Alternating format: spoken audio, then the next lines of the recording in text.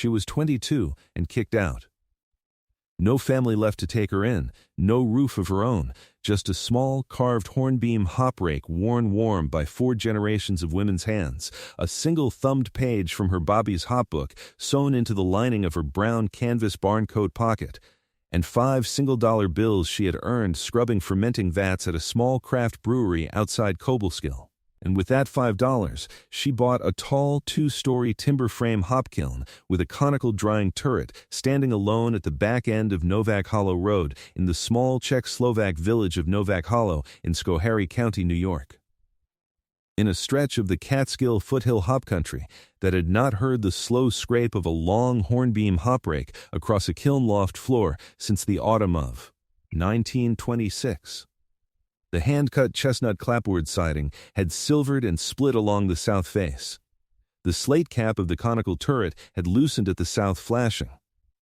But what nobody knew, least of all Magdalena Novak herself, was that pressed flat and sealed in oilcloth beneath the hand-pegged ash floorboards of the kiln loft drying floor, packed inside a hand-built oak chest, was something her Babi and her Babi's Babi had dried and set down there across 127 years that would change her life forever.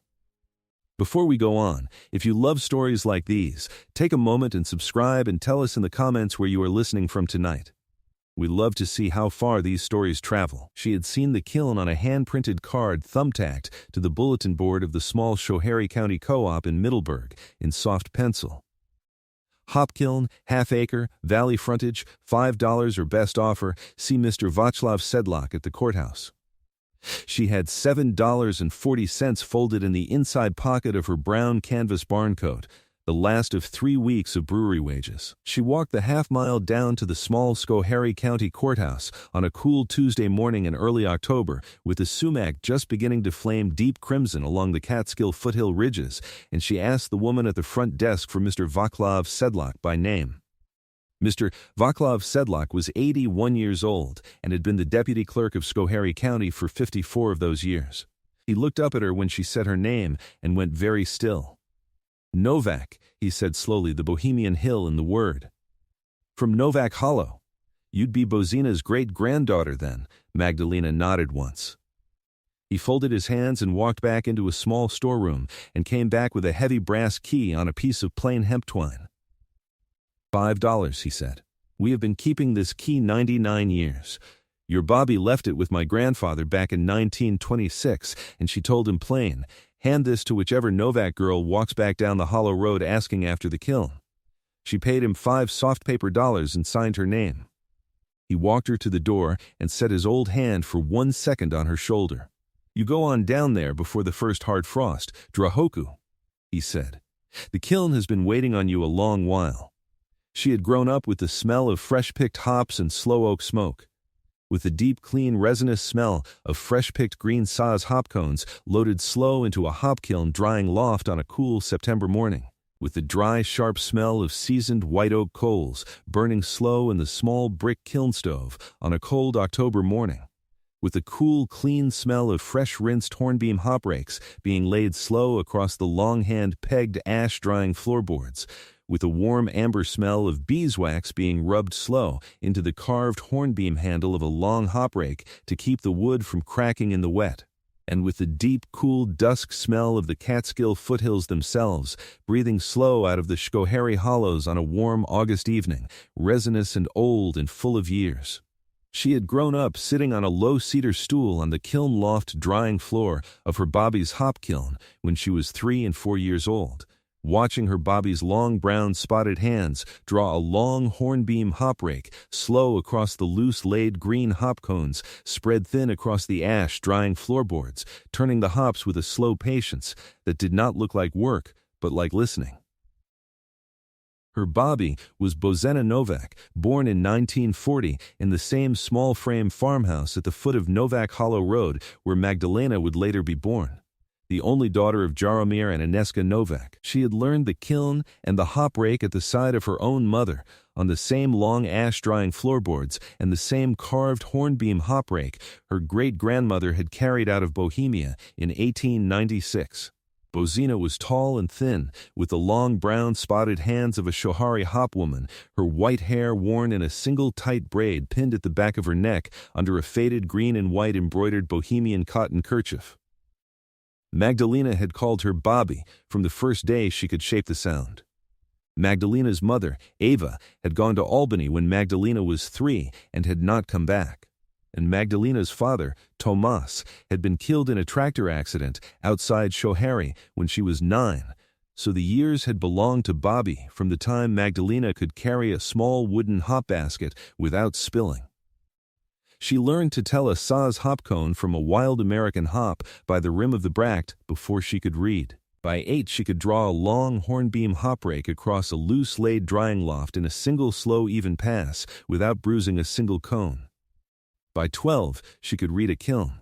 She could stand at her Babi's elbow at the open kiln stove door and see, before her Babi told her, whether a loft of fresh-picked Saz hops had 2 more hours of slow drying, or 4, whether the slow even draw through the conical turret was holding at the steady 92 degrees the kiln had always held, or whether the autumn cold had drifted in through the loosened slate cap of the turret, and the next drying would have to be moved to the lower loft, whether the small living Bohemian Saz hop rhizome cultures in the small glass jars under the drying floorboards were running true to the family line, or whether the long Shohari winter had thinned the cultures and the cuttings needed a fresh setting in clean hollow-bottom soil before. The next spring, by 18 she had dried her own hop harvest for 4 full Shohari hop seasons, sealed 61 small glass jars of saved Bohemian Saz hop rhizomes and pre-blight Hudson Valley heritage hop varieties beneath the ash floorboards in her own hand, and learned every one of the 17 Bohemian line hop signs Babi said a Novak woman had to know before she was allowed to seal a jar of her own, under her own initials.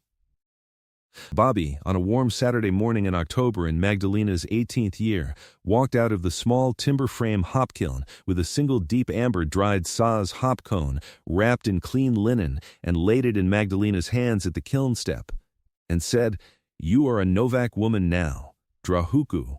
The hop knows you. The rake knows you. The kiln knows you." And then she said, in her quiet way, "And there is one thing your Babi has not yet shown you," because the kiln herself had to choose the morning. "Come up to the drying loft with me." But before Magdalena or Bozina, there had been Hannah. Hannah Novak had come down off a steamer at the port of New York in the autumn of 1896, 22 years old, with her young husband František Novak, a small wooden trunk holding everything they owned, and a single oilcloth wrapped bundle holding the carved hornbeam hop rake her grandmother had handed her at the dock in Pluzin, a small earthen crock of dried Bohemian Saz hop rhizome cuttings her own mother had been refreshing with cool well water every other week since 1843. A small leather pouch of saved pre-blight Hudson Valley hop seed her own father had traded from an earlier Bohemian settler in the Catskills, and the rough plans for a Schoharie County timber frame hop kiln her grandmother had drawn out on a piece of brown butcher paper. The Novaks had ridden the rails north from New York up the Hudson Valley to the small Catskill foothill hop country of Schoharie County in the spring of 1897, and they had stopped at a low limestone hollow at the back end of a long narrow valley road because the deep loamy Catskill foothill loam ran clean and dark the way the deep Bohemian Valley soil had run, and a small clear branch came down off the back ridge clean and cool over rounded fieldstones, and Hannah had stood at the edge of the hollow on a warm April afternoon, and she had said to František, in the slow careful English she was still learning, "This is the place. The kiln belongs here. We will not go further." She had been 22. She had no money to speak of, and no flock yet broken, and no one in the Hudson Valley who believed a young Czech immigrant woman could build a working timber frame hop kiln with a conical drying turret in a low Schoharie hollow with her own 2 hands, but Hannah had set her hand on a fresh-shaped white oak corner post, and she had begun. She and František built the kiln through the spring and summer of 1897, hand-shaping the squared white oak corner posts of the long low-ground floor picker's room, fitting the hand-pegged ash floorboards of the upper drying loft over hand-hewn hemlock joists, raising the tall, conical drying turret of hand-shaped chestnut framing above the loft, fitting the cone-tapered slate cap to the turret with hand-cut copper flashing, hand-cutting the chestnut clapboard siding along the south face of the kiln, building the small brick kiln stove against the north wall of the ground-floor picker's room to draw warm, dry air slow up through the perforated ash floorboards of the drying loft and out the conical turret, and hanging a small hand-built oak door on hand-forged iron strap hinges at the south face.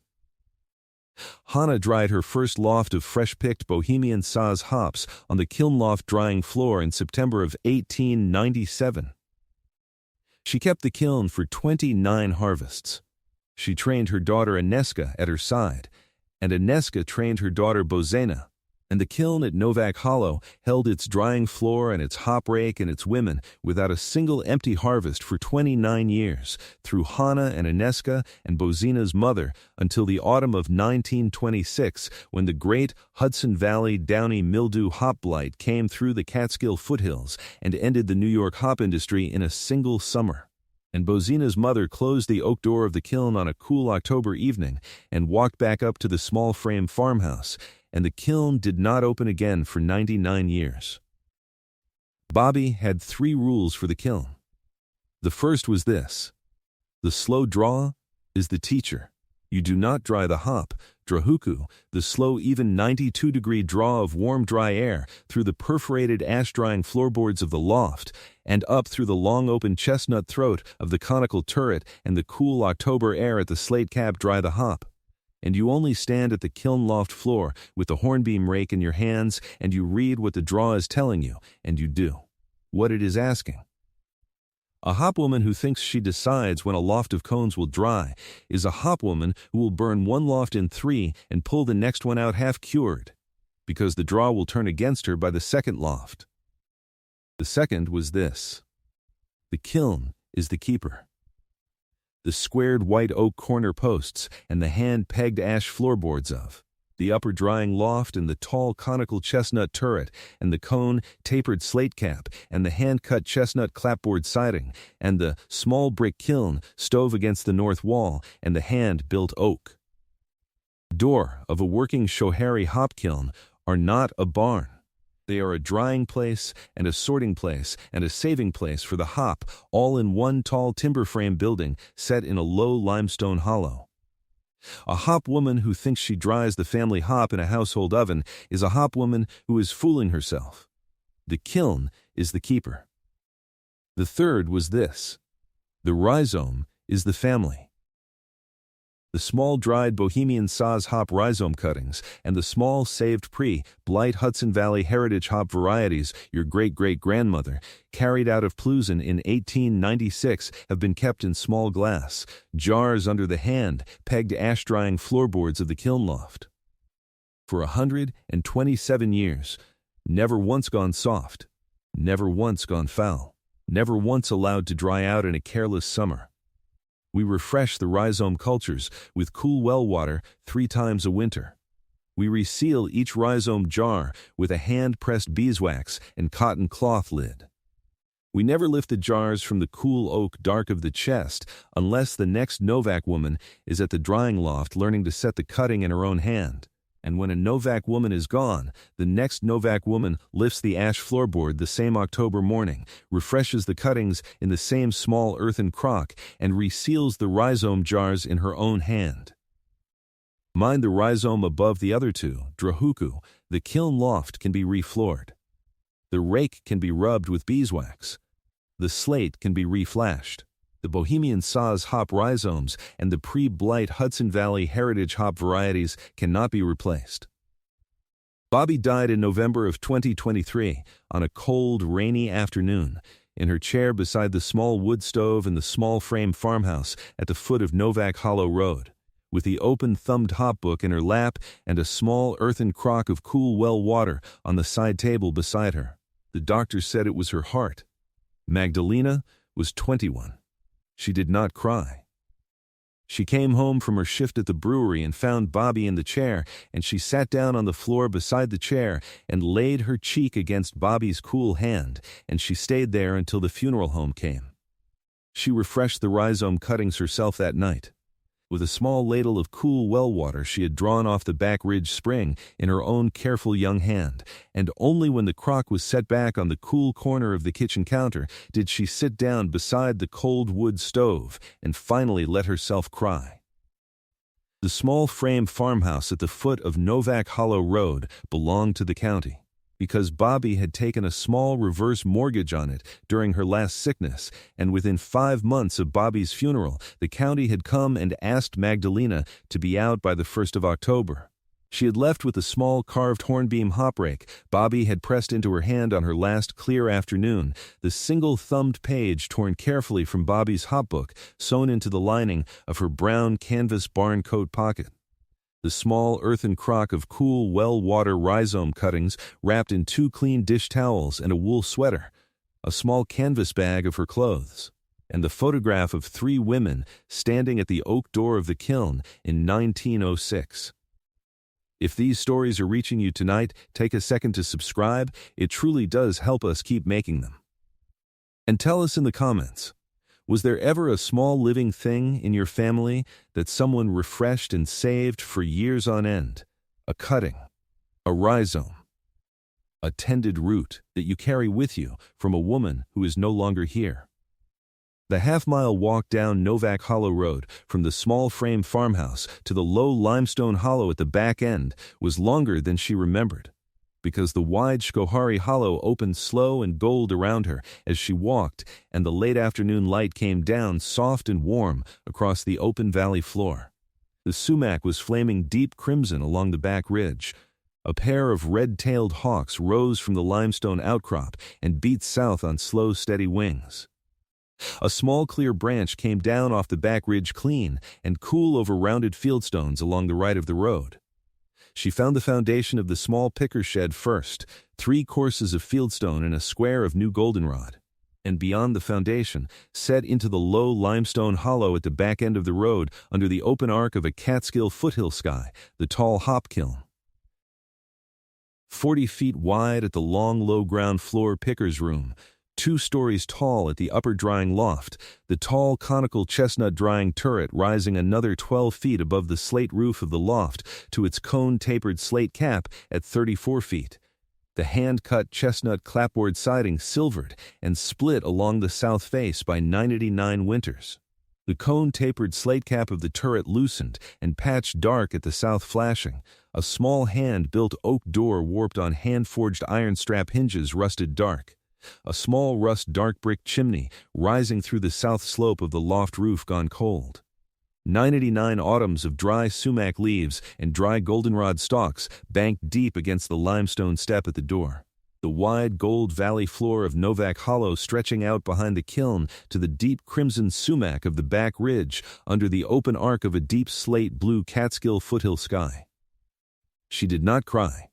She brushed the dry sumac leaves from the limestone step with her boot, fitted the heavy brass key into the small hand-forged brass lock plate set into the oak door frame at hip height, worked the key gently for the better part of 2 minutes until the wards remembered how to turn, and then the bolt slid back with a small dry sound, and the oak door eased open on its iron hinges with the slow groan of a door that has held shut for 99 winters. The cool, dry breath of the kiln came out to meet her, the dim warm chestnut and hop smell of oiled hornbeam and old beeswax, and the faint resinous ghost of 127 years of dried Bohemian Saaz hops. She stood at the door a long minute. Then she lit her Babi's small brass kerosene lantern, and she stepped into the long, low ground floor picker's room. The picker's room was 40 feet of slow, dim, chestnut warm air. The hand-cut chestnut clapboard walls cool and pale silver inside, the hand-pegged ash floorboards of the upper drying loft above her dark and warm-smelling of ash. A small brick kiln stove against the north wall with a small bundle of dry white oak kindling still laid in its firebox. A long pine sorting bench running down the south wall. A small hop rake rack hung above the bench, with 3 hand-carved hornbeam hop rakes still in the rack, gone dark with age. 3 half-filled wooden hop baskets still on the sorting bench where Bozina's mother had set them down in 1926. A small set of hand-pegged ash ladder rungs leading up through a square hatch in the loft floor to the drying loft above. And from the dim, warm air of the drying loft above her, low at first and then growing in her ears as her ears settled, came the soft, cool chestnut and hop smell of 127 years of saved Bohemian Saz rhizomes sealed beneath the ash-drying floorboards. She climbed slowly up the hand-pegged ash ladder rungs into the kiln loft drying floor above. The drying loft was 24 feet on a side, the hand-pegged, perforated ash drying floorboards worn smooth by 29 years of bare and booted feet, the tall open chestnut throat of the conical drying turret rising above her into the dim, the cone-tapered slate cap visible high above against the cool afternoon Catskill sky. She knelt slowly on the worn ash floorboards of the loft. She remembered, very clearly, a thing Babi had said one summer afternoon over coffee at the kitchen table in Novak Hollow when Magdalena was 16. The good Novak kilns, Drahuku, we keep what is dearest pressed in oilcloth and packed in a hand-built oak chest beneath the second-hand pegged ash drying floorboard from the south edge of the loft. In the cool oak dark of the loft pit storage hollow, because oak holds glass and rhizome against damp and frost better than any cellar in any farmhouse. And no thief who has never drawn a long hornbeam hop rake across a loose-laid drying loft at first light in a cold September dawn would think to lift the ash floorboards of a hop kiln drying loft and look for what a Novak woman has set down there. Magdalena lifted the second-hand pegged ash drying floorboard from the south edge of the loft, the one Babi had loosened on her own hand a long time before.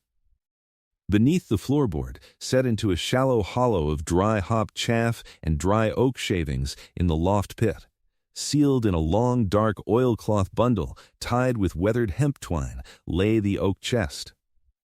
She lifted it out carefully. It was heavier than she had expected. She set the chest on the worn ash drying floorboards and untied the hemp twine of the oilcloth slow with her fingers, and she opened the oilcloth fold by fold, and inside, the hand-built oak chest, the lid carved on its top with 3 small joined letter N's. She lifted the lid, and inside, packed in a thin bed of dry hop chaff and dry oak shavings, lay the jars. 61 of them. Small, clean glass jars sealed with hand-pressed beeswax and cotton cloth lids tied with linen string. Some holding small, careful suspensions of dried Bohemian Saz hop rhizome cuttings in pale gold-green dry chaff. Some holding small, careful suspensions of saved pre-blight Hudson Valley heritage hopseed in deep amber dry chaff. Each jar with a small slip of waxed paper tied to it with linen string carrying the year and the line and the woman's full name. Hannah Bohemian Saz Rhizome, 1897, first jar. Hannah Hudson Valley Heritage Hopseed, 1899. Hannah Bohemian Saz Rhizome Refresh, 1904. Hannah Hudson Valley Heritage Hopseed, 1912. Aneska Bohemian Saz Rhizome, 1918, first jar under her own initials. Aneska Hudson Valley Heritage Hopseed, 1922. Aneska Bohemian Saz Rhizome, 1925. Bozina's mother, Bohemian Saz Rhizome, September 1926, the last jar sealed in the loft pit before the blight had taken the valley and the oak door had closed for 99 winters. The slow Bohemian line hop-keeping of 3 generations of women, sealed in glass and dry chaff in a hand-built oak chest beneath the ash-drying floorboards of a Schoharie County hop kiln for nearly a century. Beneath the jars, in the cool oak dark of the chest, lay a small flat tin box with a hinged lid and a small leather pouch. Magdalena lifted the tin. Inside was the original hop book, thick, sewn together with linen thread, the cover of soft-tanned oilskin, the pages of cotton paper hand-cut and hand-ruled. And on every page, in the careful old hands of 3 generations of Novak women, was the whole record of the kiln.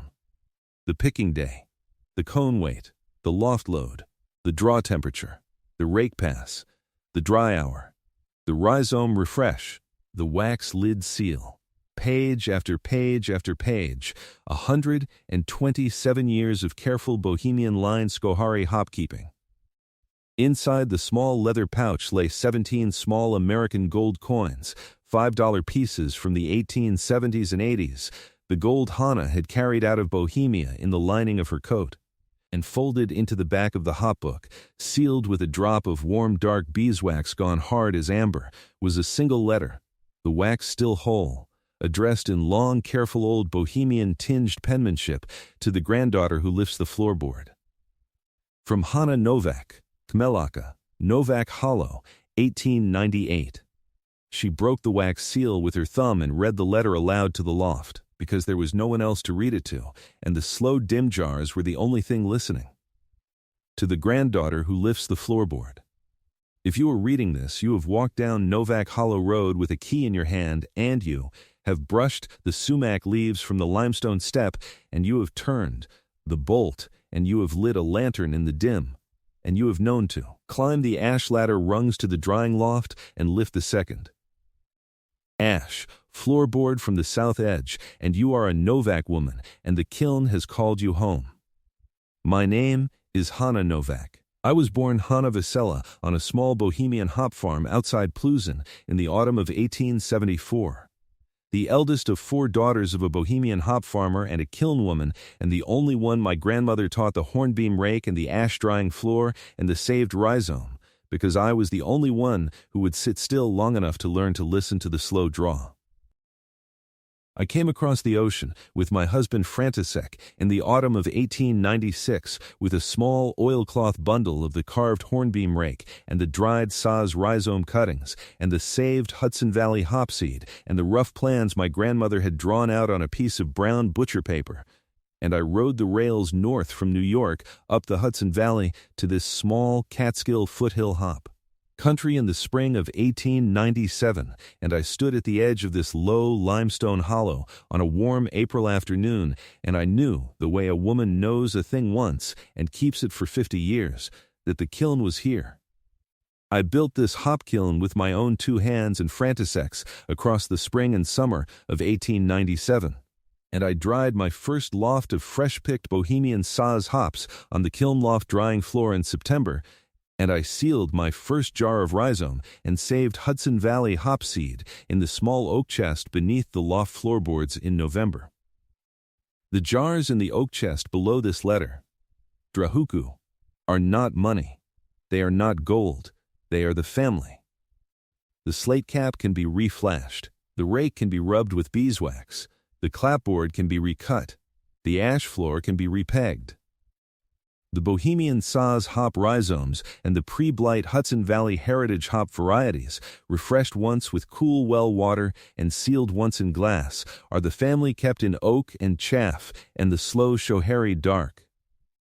The gold in the pouch is the small gold I carried across the ocean, and I trust you will not spend it for any reason other than to mend this slate cap or recut this clapboard or buy fresh clean cotton cloth from a Middleburg store in a year your own seal runs thin.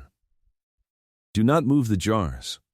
Do not unseal the wax lids unless you mean to set the rhizome in a clean hollow bottom row. Do not be greedy with the jars in the chest. Lift 1 jar to the Cornell hop breeding researcher who comes asking after pre-blight Hudson Valley heritage hop bloodlines, and lay the rest of the jars in the oak chest the way you found them, and close the oak door at sundown the way a Novak woman has closed the door of this kiln at sundown for 29 years. With my whole hand and my whole heart, Hannah Novak, Kmelaka, Novak Hollow, Schoharie County, New York, the 14th of October, 1898. Magdalena laid the letter flat on the worn ash drying floorboards. She set her open palm across it. She did not cry. She closed her eyes and breathed in the cool chestnut and hop smell of the kiln and the faint warm resinous ghost of 127 years of saved Bohemian Saz rhizomes and pre-blight Hudson Valley hopseed, and the tight thing that had lived in her chest since the cold November afternoon she had walked into Babi's kitchen loosened. The name of the loosening was home, She drove the gold pieces down to a careful coin dealer in Albany the following week, a man named Mr. Stanislav Cerny, who valued the 17 small $5 gold pieces at $38,400. She sold 5 of them.